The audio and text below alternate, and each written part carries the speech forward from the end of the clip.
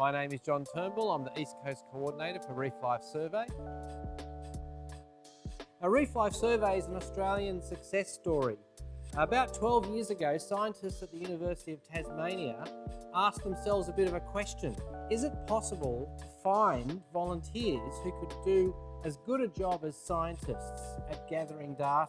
They found that yes, it actually is possible to find people who are committed enough and throw themselves at it and really dig into the IDs and understanding all the fish species. And so this program, which started as a bit of a, I wonder if it'll work, is now in 53 countries. We've identified nearly 5,000 species. We've done over 13,000 surveys. I got so involved in Reef Life Surveying that I became a marine scientist along the way. And look, the reality is that we are having an impact on land and in the oceans as humans, and gathering data on what's happening in the ocean is our only way of getting ahead of the problems and addressing them before they occur. And programs like Reef Life Survey allow us to do that. So we start our day getting prepared, deciding what sites we're going to go to, and if it involves a boat, then we load up the boat and then out we go. And then we make sure we have the three pieces of equipment that are really essential: the reel, the slate, and the camera. So the reel is what we lay out on the sea floor to measure the distance that we're going to survey. The slate is what we write on and record all of the species we see. And the camera is what we use to record the substrate and, corals and kelp that are on the bottom, but also, importantly, we photograph things that we don't know so we can identify them later.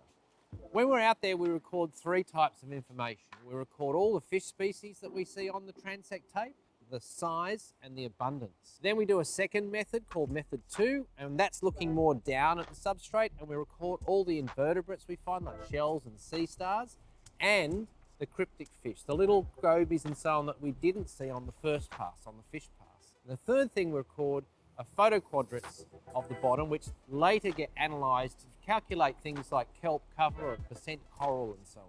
Of course, one of the challenges you have when you're down there underwater is all the fish are moving and they're swimming through. So we have rules about what we include and don't include on a transect. We have a 5 metre by 5 metre window in front of us, and so it has to pass through that window.